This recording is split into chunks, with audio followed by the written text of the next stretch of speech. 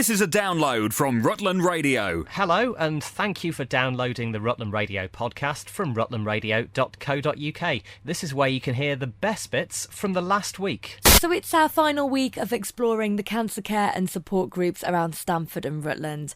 Last but not least, it's Dove Cottage Hospice. I'm Mary Lem. I'm joint manager with Ruth Lees at Dove Cottage Hospice in Rutland, Ridlington. It's been going for 20 years in the Vale of Belvoir, and people from Rutland were allowed to go, but what a long way. 1 year ago, the place was just right at Ridlington, and so a hospice first one was started in Rutland. People get a little bit concerned what a hospice is, but it used to be for the weary traveller, but actually it's now for people with physical, emotional, social, to give complete palliative care to people who have been diagnosed with a lifelong threatening condition. Once they come along, we can offer transport in if they can't get in. They realise it's a homely, peaceful atmosphere.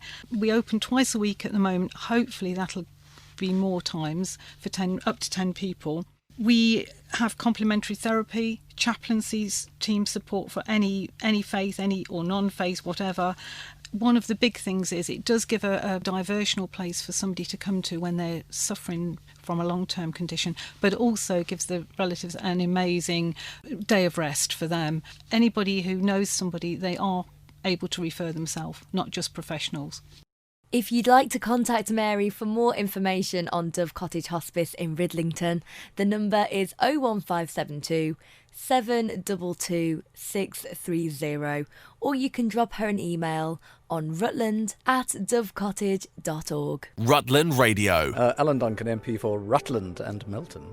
And real county occasion today for a number of different reasons. Yeah, I mean, Rutland does these occasions so well, and this one, is really extra special. I mean, in the year we have Remembrance Sunday and RAF type things, but today is celebrating, the fantastic 14 years of service of Lawrence Howard, so supported by his wife Chris, and of course the centenary of the RAF as well, and the combination has been really special. And Rutland being the first county actually to mark this as well, I understand. Yes, I only knew that a minute ago. I've just taken a photograph of about, 5 air marshals or something, so many medals and so much colour, and it just shows you in that photo the sort of duty, the service, the achievement, and the fantastic connection between Rutland and the Royal Air Force. Indeed, Lawrence's predecessor as Lord Lieutenant, Air Chief Marshal Sir Jock Kennedy, of course, was RAF, and we've had High Sheriffs who were RAF, and there's a really good RAF link, which I've always enjoyed, because I'm the son of an RAF officer. And away from today, if we can talk briefly about your political life in terms of, there's an awful lot of talking to countries where there's an awful lot of troubles, really. Yes, I go around the world, and in our foreign policy, when we see a problem, we try and solve it. One of the things we've been forced to conclude is that when the Russians see a problem, they want to go and exploit it. We want stability, they want instability. So this time last week, I was in Sarajevo in Bosnia, in the Balkans, with 6 Balkans foreign ministers, trying to resolve a lot of their historic differences, which broke into horrible conflict 20 years ago. And we in London are hosting a Balkan summit in July, which I'm organising.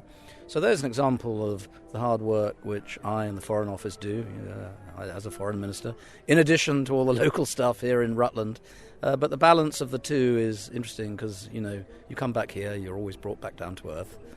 And is it quite a difficult path to tread in, that actually you have all the local issues as well to represent as Member of Parliament? Yeah, but that's the great sort of virtue, if you like, of our democratic system, which is that every MP has a constituency. They've got a base and a set of voters they have to respond to and take care of.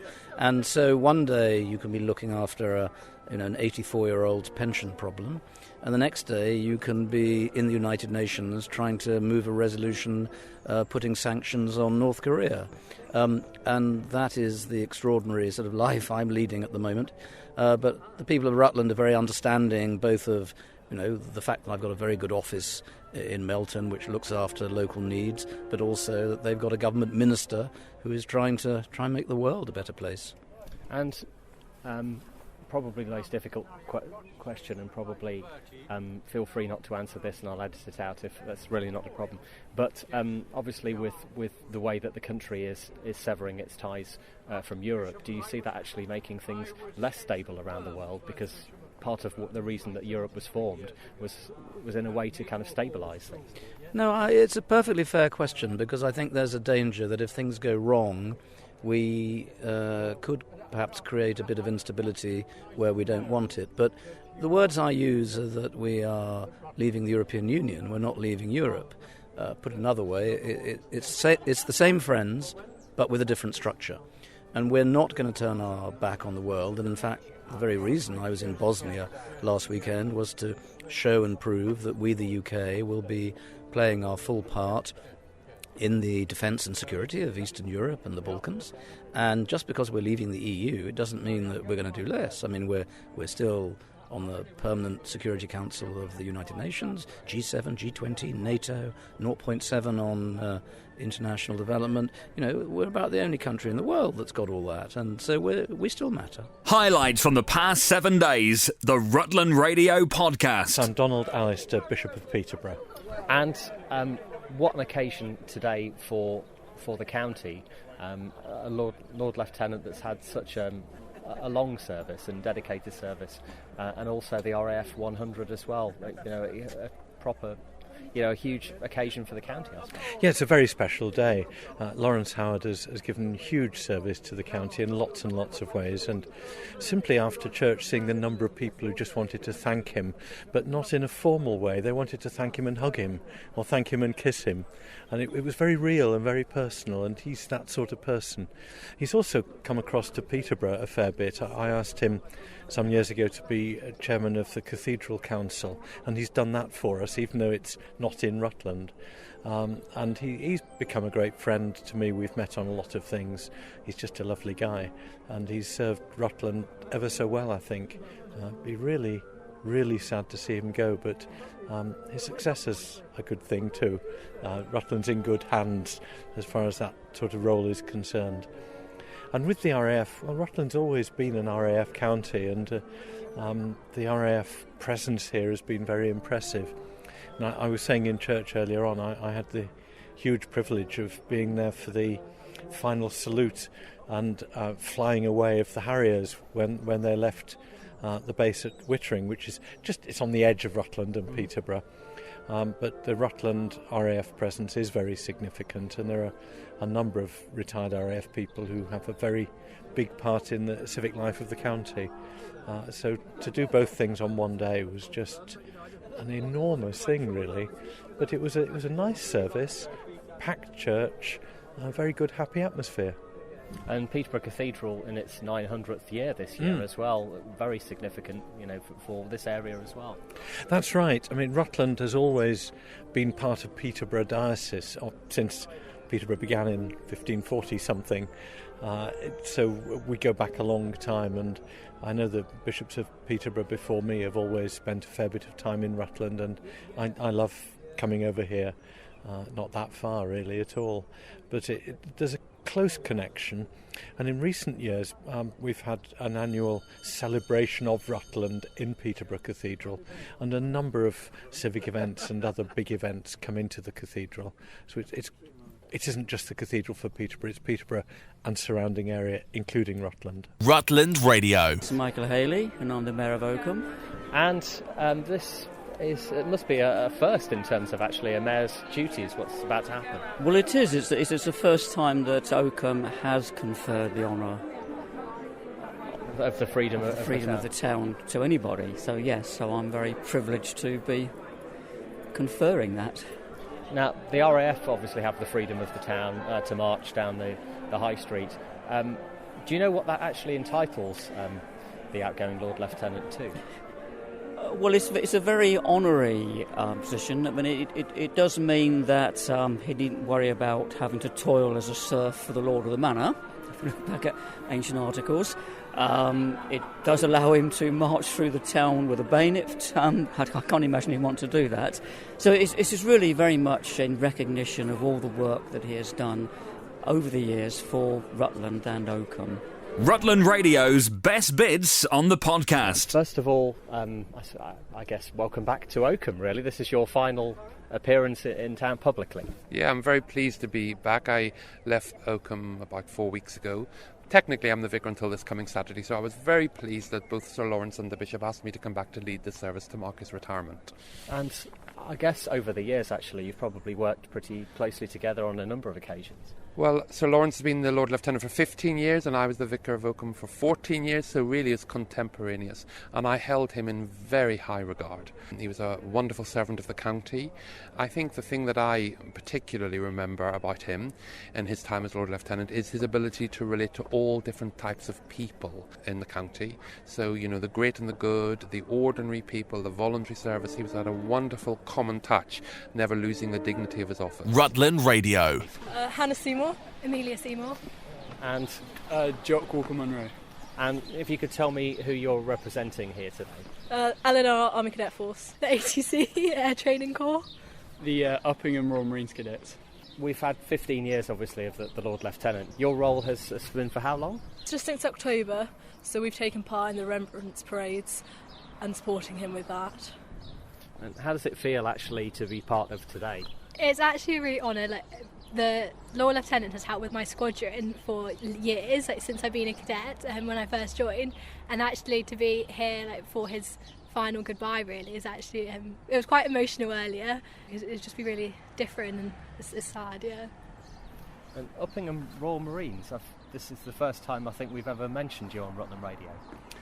Yeah, you're not quite so well known, for instance, as the Army and RAF cadets. we're a relatively small section, but we sort of take pride in doing sort of what we can and trying to become the best we possibly can be. People can join you in the same way, and that you meet once or twice a week in town? Yeah, once a week, and it's a selection of people taken out of the army who go through a fitness selection process and a quick interview, and if that all goes to plan, then you can join. The weekly Rutland Radio podcast. So yes, if I could...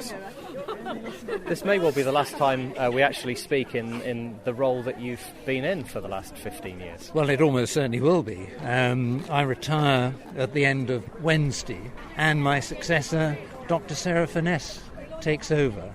And I'm sure that everybody in Rutland will find her lovely, very energetic, enthusiastic, and very sympathetic towards all the voluntary organisations. And I wish her well. And this afternoon, from the church service with the Costermore Military Wives to the Bishop leading the service with Reverend Lee Francis DeCarney returning to the parade celebrating the RAF 100 as well. What an incredible occasion. It was wonderful, very moving, particularly for me. I thought that I would get through this service and the day really quite well, but it's been quite tough for me. Naturally, there's a sense of sadness, a certain tinge of sorrow that I'm leaving this wonderful job, but I know it's in safe hands, and I have lots of other things to do. Chris, my wife, has got lots of things for me to do back at home, things that should have been done over the last 15 years. And we're looking forward to having a bit more time and a bit more freedom for ourselves. And it's that partnership, actually, that everyone we've spoken to has said, that it's yourself and your wife actually turning out at so many occasions, supporting so many good causes. Yes, I mean, she's always been there, the very, very loyal and lovely wife, and I'm very, very lucky to have had her.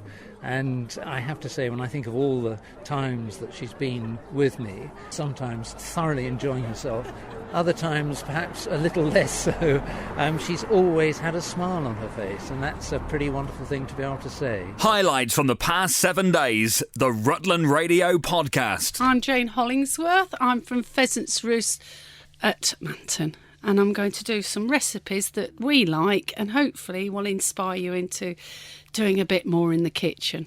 I thought I was the cake queen before I got this recipe. I did go to do you a chocolate one, and as I was doing it, I heard Lydia on the radio say, "Oh, I've given up chocolate for Lent," and I thought, "Oh, I have." And I have had this cake. I can honestly say it's one of the best cakes I've ever had. So if you did do a chocolate one, I just wouldn't have been able to have. No, I know. So resisted. I adapted it very quick. Thank you. So it was a thing. This one is actually adapted from a chocolate one, and you can actually put chocolate in it. But we do 225 grams of self-raising flour, a teaspoon of bicarbonate of soda, 150 grams of caster sugar, 2 eggs, it says beaten, but I don't bother because we like to do it the quick way, 150 ml, and I've adapted this to rape oil because I still say it makes the best cake out, and 150 ml of semi-skimmed, full fat every time, and 2 tablespoons of golden syrup. And all I do is put that in a jug and just whisk it. It comes out like a batter. So you think, oh dear. Now you can make little cakes with it. And it does don't put too much in because it does raise quite high. And you can make a sandwich cake and put your best filling in or whatever you fancy in the middle. But I like the little cakes because I think they go nicely with the lovely muffin cases you can get. Because I always do muffin cases because if you put too much in, it does go over the top. But that does make the best cake. If you're feeling like you need a sweet treat now, then you can find Jane's recipe up on our website, rutlandradio.co.uk. Click on air and on to recipes. Rutland Radio. Anna Toll, and I'm the lead teacher at the Park Special School in Oakham. Okay, so you've had this new sensory garden put in the grounds of the school. So can you just tell me, first of all, where did it come from? It's from Tesco. We entered the competition to improve our outdoor area, and we're very lucky to come in the top 3. Then we came first, but the public voted for us, so that was wonderful. You can hear in the background, they're all really loving this sensory garden. Yes, they are. Some of them cried at 3:30 yesterday because they didn't want to go home. They wanted to stay and play. So how does the sensory garden help the children? It gives them lots of experiences that interest their senses, engage their senses, water, mud, the herbs that they can smell, and it's just fantastic to do outdoor learning rather than be stuck in a classroom. Yeah, you've got a sandpit out here, a mud kitchen, a little river, so much that they can do. Yes, and children, as always, will think of even more things to do with it than we'd imagined they would do. We've already got the sand and mud being mixed together into wonderful pies. I just want to thank the public for voting for us because you've made lots of children very happy, and we're going to have an amazing summer and next few years with all this fantastic equipment. Thank you, Tesco. Thank you, Twin Lakes, for sending the Easter Bunny to us yesterday as well. That really made the children very happy too. Rutland Radio's best bits on the podcast. It's so exciting, Rob. I'm absolutely thrilled, and very good that we have the first Lady Lord Lieutenant in this centenary year of women's suffrage. So I'm very pleased about that. And we will have a Lady Sue Jarron as High Sheriff shortly. I'm looking forward to the role immensely. It's such an honour. And when I was High Sheriff just over a year ago, I never dreamt I'd be asked to do this. It was the most wonderful year, and I think that's given me the courage to think I can look forward to the next 14 until I'm 75 and look forward to serving Rutland well and maintaining the dignity of the Crown and serving Her Majesty. The High Sheriff and the Lord Lieutenant, they very much work side by side in our county. Yes, we're very lucky. We've always had a great spirit of cooperation between the High Sheriff and the Lord Lieutenant. I know that in other counties that can cause tension, but it never has in Rutland, and I'm determined it never will. It's wonderful because one person is throwing themselves into the role, doing a lot of organising. The Lord Lieutenant has to play a longer game and so does less organising, but we both cooperate and are both really intent on fostering all that's good and voluntary and in the professions. Rutland Radio. So it was virtually a week ago, wasn't it? A week to the day. Yeah, literally a day. A week ago. What time did she go? 1 o'clock she went missing. So it's literally a week on the run, giving us all the run around. Yeah, and she's a rescue dog. She slipped her lead, didn't she? Yes, she's a rescue dog. She slipped out of my daughter's hand. She's very nervous and she just wouldn't come to anybody. So she's just made great progress, really, because she's come back and she's been quite happy to see us and let us fuss her, which is fantastic. But I can't thank everybody enough for looking out for her, for giving us information as to where she is and letting us get her nearer to home. How far did she go, do you think? The first day, she went from Ryle to Borderville to Newstead Lane to Uffington to Barneck, and then there were possible sightings, I don't know if it was her, in Thornhall and near Wittering and then near PC Howard, and then all the way back again, and then was seen in Colby and Essendine. So she's certainly had a good run around. And over the last 48 hours, I know she's been very close to home, but just so timid, isn't she? Incredibly timid, so much so that she got one foot in the door, and my dog was so excited to see her. He came out and was barking excitedly, but then she just got completely spooked. So I'd gone round the front to shut the gate to keep her in, but she just slipped straight past me because she was so scared. But just thank God that she went back and she went to this trap because she knew it was quiet, she knew it was safe. And these wonderful people phoned me this morning and said, we have her, she's safe. And they fed her.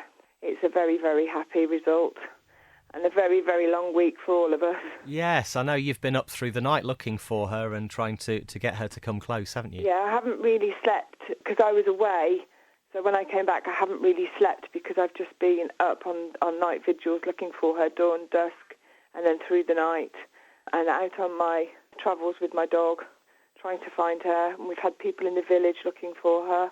It's actually put my face back in humanity because so many people were so caring and so wanted to help, even though sometimes it was hard to say, don't approach, don't call, because I've did it myself. I called her and I knew I wasn't supposed to, but I just couldn't help myself.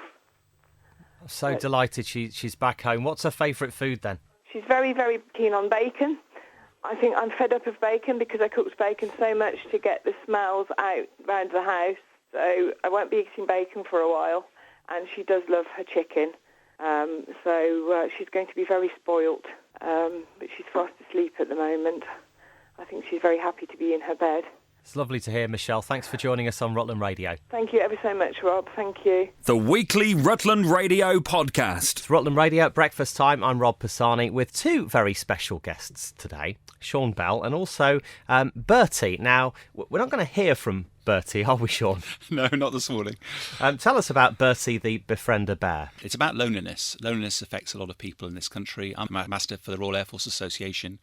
We've got about 170,000 veterans. Nationally, about half the people are over 75, and about half those who are over 75 suffer from loneliness. And it's meant to be worse than smoking 15 cigarettes a day for your health. So part of the initiative of befriending is to reach out to some of these people who wouldn't ask for help, but they actually benefit enormously. I befriended a lady called Marjorie, 95-year-old. She fell very ill on one of her travels a couple of years ago. She has always travelled extensively and effectively was told she couldn't travel. Shouldn't be a great surprise at the age of 93, but that traps her in her house. I bought a bear and thought, right, if she can't travel, a bear can travel for her. A couple of years ago, she learned how to use a computer, so now the bear travels, sends pictures back and stories. That initiative has now been embraced by the Royal Air Force Association, and now Bertie is now a core part of that campaign and is travelling and raising awareness of loneliness and also bringing a little bit of light and inspiration into the lives of those who are left alone at home. So Bertie was something that came from an idea locally and rolled out across the country. Exactly. One of my inspirations for befriending was Air Vice Marshal Gary Waterfall, who's one of our local chaps here who befriended an old veteran. And I do think it's easy to see this as a national problem, but my parents' generation, their parents looked after their kids and then the kids looked after their parents. And when they got older, now we live a bit further away. Most people want to be independent, and therefore actually most people wouldn't ask for help. And there's a lot of our veterans who are very proud people. They were you and I once. Mm-hmm. The fact they're a bit older now doesn't make them any less capable.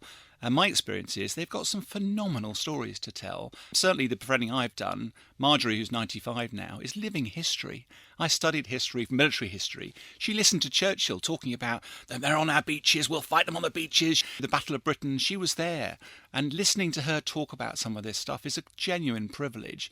And of course, as an ex-serviceman myself, I understand the sacrifice these people make. And actually, the final thing for me is some of these old folks are just an inspiration. Well, that's it for this week's Rutland Radio podcast. If you have any comments, you can email us via the website, rutlandradio.co.uk, and we'll have a new version on our website from Monday. This is a download from Rutland Radio. For more information, go to rutlandradio.co.uk. This is a download from Rutland Radio. Hello, and thank you for downloading the Rutland Radio podcast from rutlandradio.co.uk. This is where you can hear the best bits from the last week. It's Richard Coville, and I'm playing Nicely Johnson. I'm Sarah Dwyer, and I'm playing Sarah Brown. I'm Dan Atkinson, and I'm playing Skye Masterson. I'm Ali Cooper, and I'm playing Miss Adelaide. I'm Mark Thomas, and I'm playing Nathan Detroit. Well, it's set in New York, around Prohibition time, and it's basically about a group of gangsters who are trying to find a place to have their gambling, and it's basically Nathan Detroit who is the leader of the guys, and in the meantime he has met up with Skye Masterson, who is in town, and has given him a bet of $1,000. The bet is that Skye can take any doll that Nathan chooses to Havana, and that doll happens to be Miss Sarah. You're the kind of pawn in the game, effectively. Bringing everyone together. Are you two kind of, would you say, the sort of key characters that kind of drive the whole thing through? Potentially. I think Nathan and Adelaide steal the show with their humour and comedy throughout. But yes, I think the main story is based on the fact that Skye is unable to take the doll to Havana. Whether he does, you'll have to come and find out. And age-wise, for everyone, live orchestra, loads of people on stage, great fun. I would say it's suitable for all ages. This is a show that is very family friendly, and my 2 small children will be coming along as well. So perfect for the Saturday matinee and also during the school holidays. So bring your kids along to the evening performances as well. And proper live instrumentation in the whole thing as well. Yeah, you can't beat a live orchestra. I believe we've got 10 in the orchestra pit, plus Jane, our wonderful MD. It sounds really, really good. We're really lucky to be singing with a live orchestra. You can't beat it. No. Rutland Radio. Well, as you can hear, it's quite an atmosphere here at the Blue Belt at Easton on the Hill. I'm here with Rob Sanders, who's just over the halfway point of his darts marathon. Now, you did this actually about, 2012, also for a Wildcats fundraiser? It is, yeah. It's basically the girls are going to Disneyland Paris. They work very, very hard, and obviously my daughter Maddie's in it, and I just think it's just a very good cause, basically. And how are you feeling? At the moment, I'm on overdrive. I'm aching all over, but I'm just trying to think about the next break that comes up, which is about 6:30, I think it is. And is it just you actually playing, or can people come and challenge you and play as well? Well, it's just going around on the trebles. Whoever wants to throw a dart is quite welcome to. I've had a couple of people so far help me, and one stayed for 2 hours. One's just gone, he was with me for about quarter of an hour. And then whoever comes can have a go. It's as simple as that. And it finishes at 11:30 tonight? Yeah. It's going to be a long, long night. Best of luck. Thanks for joining us on Rutland Radio. Thank you very much. Highlights from the past 7 days, the Rutland Radio podcast. So I had 5 little visitors today called Grace, Nancy, Eve, Maisie and Georgia from First Ketton Brownies, and they had a special message for us. Nancy says we need a new leader to help out at First Ketton Brownies because Brown Owl can't lead Brownies on her own. At Brownies we do fun activities and bake some nice cakes, and we have a biscuit and a drink at the end. If you have some spare time, we need an assistant so that we can carry on with Brownies. I hope you would like to do it. They're looking for some new leaders, so if you have some spare time on your hands, you're over 18, you like working with children and you're quite creative, then you could save the First Ketton Brownies. I say creative because these are the sort of things that they do. Making apples. Writing our first letter to our pen pal. My favourite brownie moment is when we did the jam sandwiches. To start off with, we did them with our eyes open so we could see what we can do, and then we ate them, and then we had made into partners, blindfolded, and we made jam sandwiches. It was really hard though because you had to follow the instructions that the person was saying to you. Some people got it on like other people's cardigans or jumpers and up their arms. Jam absolutely everywhere. Yeah. And Georgia, what was your favourite brownie moment? Well, the same as Grace, because it was just really exciting making jam sandwiches whilst blindfolded. They really love the blindfolded jam sandwich making night, and they do plenty of other things like doing good deeds for Easter, which we'll hear more about at 5:30. But if you can top that with your creativity, If you know someone that may be able to help them, or whether you can help them, whether you want to be a leader or just be a regular helper, then please get in touch with them. They really need your help. You can find out more information online at www.girlguiding.org.uk, or you can give them a call on 0800 169 5901. Rutland Radio. Well, first of all, Simon Spoon, congratulations on getting so far in what an amazing competition and such a standard as well. How do you even get to be as good as that as a chef? Oh, I've always loved cooking, and it's just something I'm really, really passionate about. You're right, it was a phenomenal standard this year, and really pleased to have been a part of that. There's some amazing cooks. Everyone from really sort of top 12 onwards was an amazing cook, and have such different styles, and to be able to spend that time with people who are so like-minded was amazing. And every time we saw Simon, 34, Rutland, stay-at-home dad, we were like, yes, it's Rutland on the TV. You obviously know it's a small area here, actually championing anything that says the area people are very proud of, and very proud of you for what you did. And that's been great. I've had people coming up to me in the street saying congratulations and asking what I'm going to do next and what have you. It's lovely being part of Rutland, and as you say, everyone gets behind you, and it's just been great. As stay-at-home dad, what sort of food do your children eat? They eat pretty well. I do cook everything from scratch, trying to ensure they've got a healthy, balanced diet, and really sort of opening up their minds to different foods. They like things like Thai curry. They actually love Indian curries as well. They'll love a roast dinner as well, though. They're pretty normal kids that I just try and give them the best food I can. So what about actually even qualifying for a competition like this? I guess it's an application form online. They meet you, they see what you can do. Yes, so it was an application form, and I did a little video for them. I sent them photos of my food. Then there was a telephone interview, and then I was invited down to London. You have to prepare a dish for them, and did that. And then there was a big wait. And I thought, we haven't got on, not a chance. I think they'd said to me, it'll be a week, we'll tell you. And I think 3 weeks later, they actually called me and said, you're on, which was amazing in itself. And this all happened months ago now, so you've had to keep this secret from almost everyone. Yes, it was only my wife and I that knew. There were a few friends who were sort of wondering what I was up to. But, I think with all these secrets, if you keep it between a couple of you, it makes it a lot easier. And it's been great fun for the family as well. I've got quite an extended family all over the world, and they've been watching it. And with them not knowing what happens, they've sort of really experienced the highs and lows. We hear through your accent, a kind of international flavour somewhere. So how did you find yourself in Rutland then? We've got friends here, and I've got a little bit of family here as well. My wife and I, we met in London.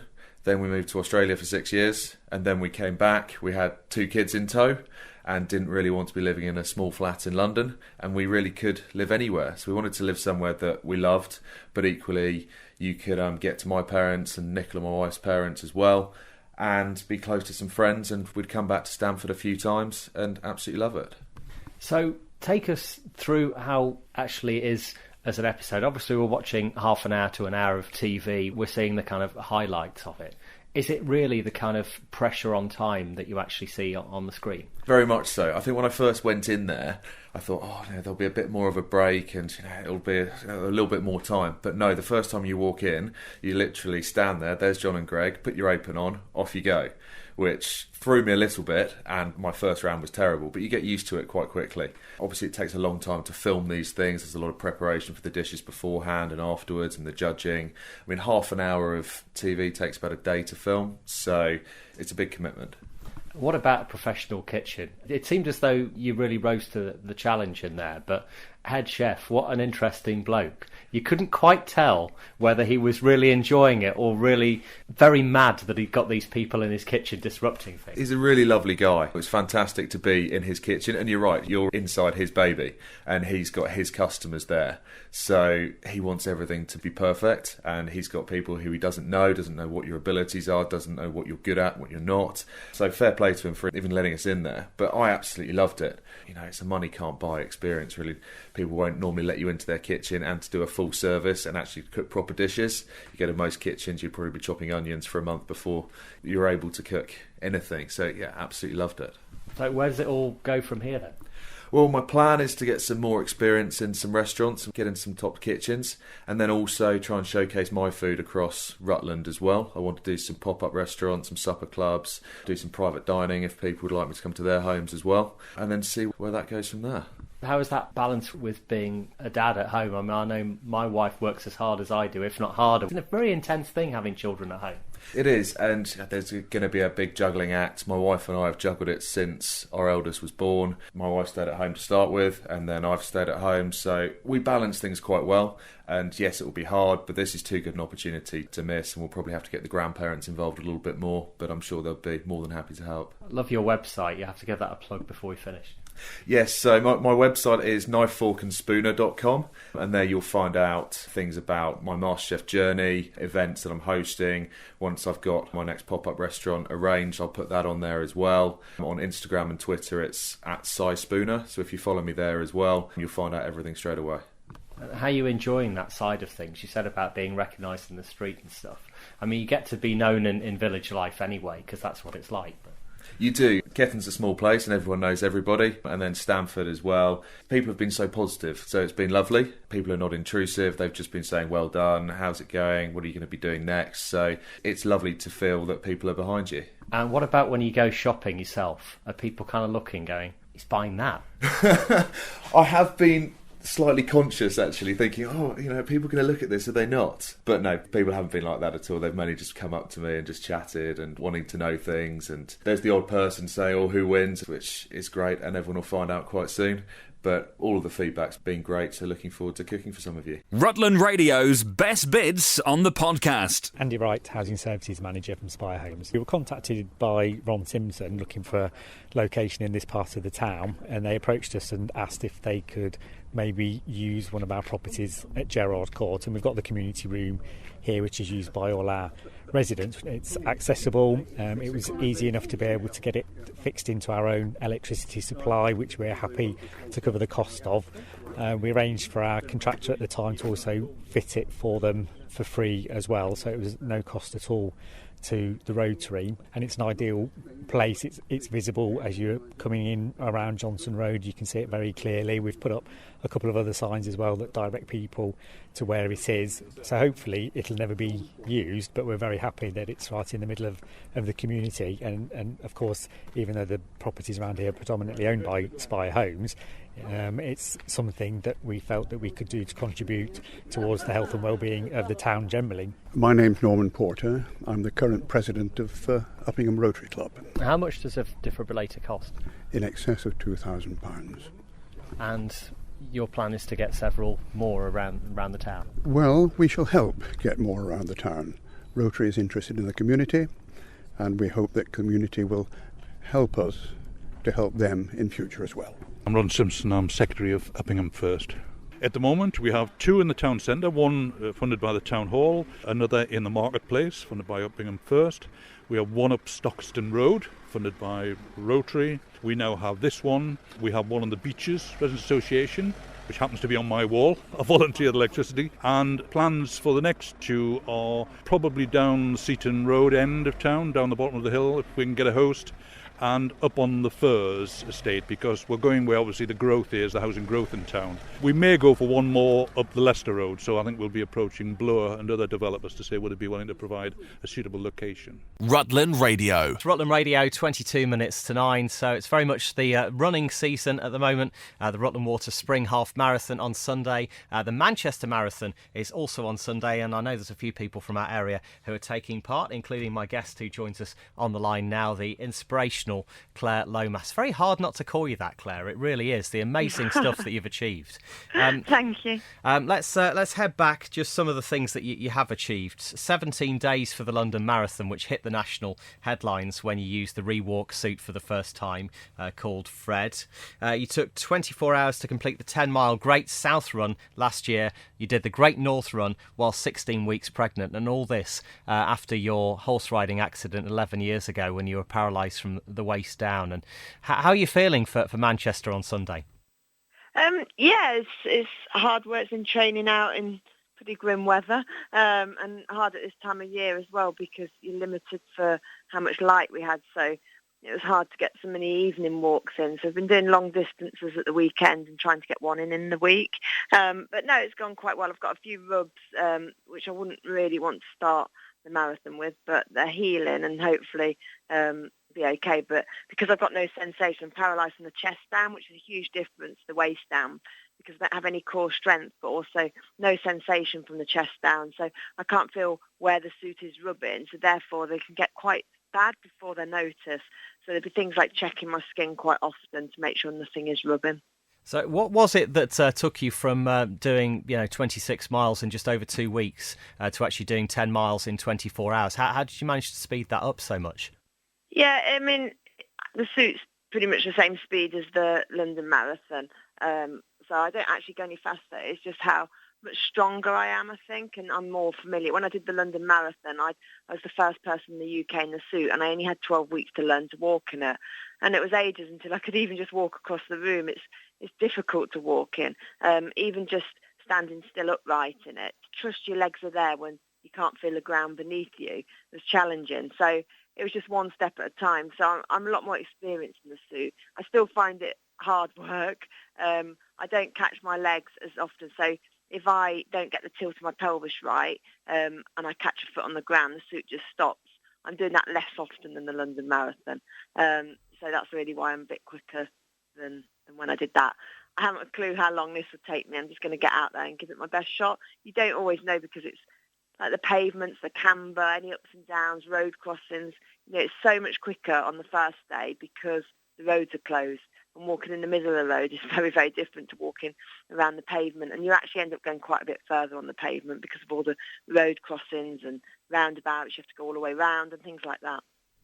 Now, you've been raising money for the Nicole Spinal Injury Foundation over the years. You've raised over £600,000 for spinal research. That's the same cause that you're championing this weekend.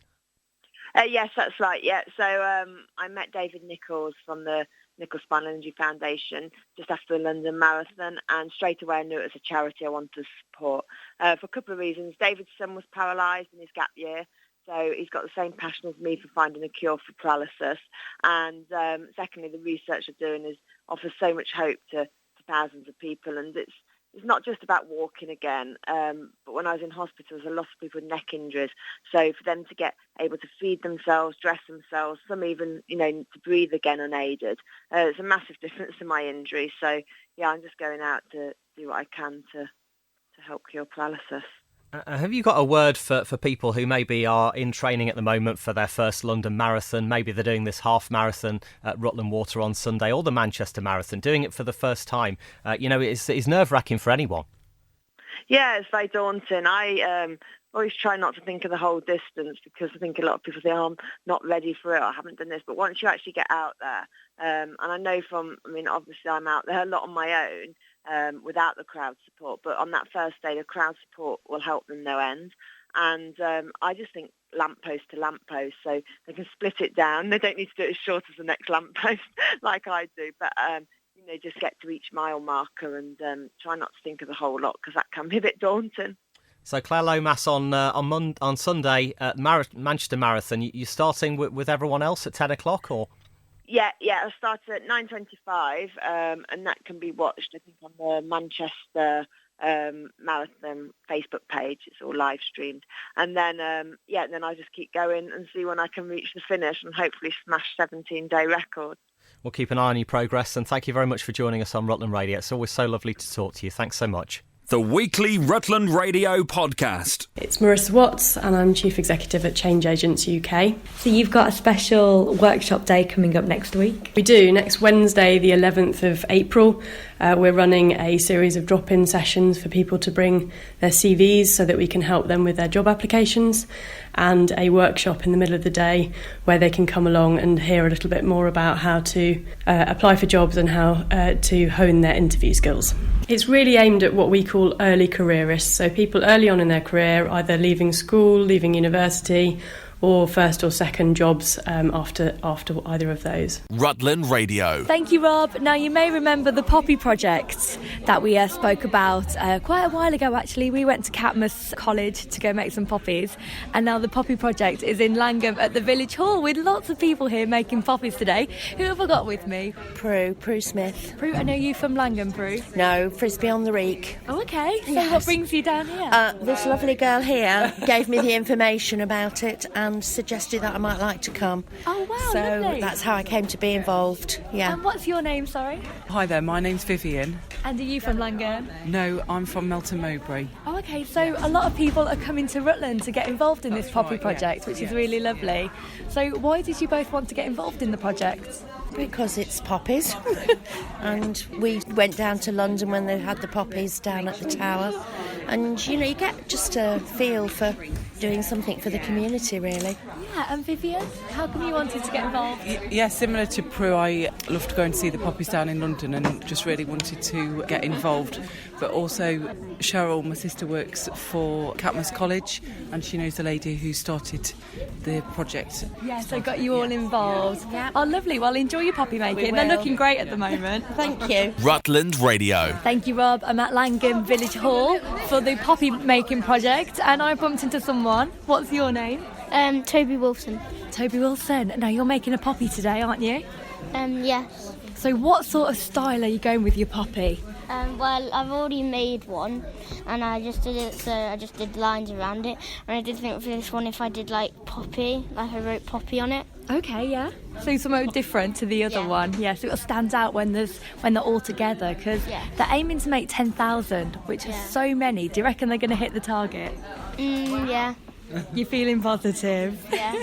So for someone who wants to come along and get involved in the poppy project, what would you say to them? Well, it's great fun, and you also get to like learn how to use clay. So like if you've never used clay before, you could learn how to use it and what like the main points of using it are and how long it will take to dry. So it's really good. Thank you very much, Toby. Enjoy your poppy making. You're welcome. Highlights from the past 7 days, the Rutland Radio Podcast. Thank you, Rob. So Rob Wagstaff and I have made our way to Rutland Village and I'm at Rutland Sewing with Lynn. How are you doing? Hi. Yes, I'm fine, thank you. How are you? I'm good, thank you. You've got quite a few people working away, I can see in the corner of the shop. We have classes every day here, and today it's upholstery. So you can hear a lot of knocking and banging and stapling. Normally it's sewing machines whirring away, but today it's upholstery. Oh, okay, so you have different classes on? Yes, we do dressmaking, soft furnishings, patchwork and quilting, and upholstery. Oh, wow, so where can people... So you've got loads going on, so where can people find out more info? Well, we have a website, which is rutlandsewing.co.uk. And we also always have a printed leaflet with all of our classes on. Lovely, thank you very much. Well, that's it for this week's Rutland Radio podcast. If you have any comments, you can email us via the website, rutlandradio.co.uk, and we'll have a new version on our website from Monday. This is a download from Rutland Radio. For more information, go to rutlandradio.co.uk.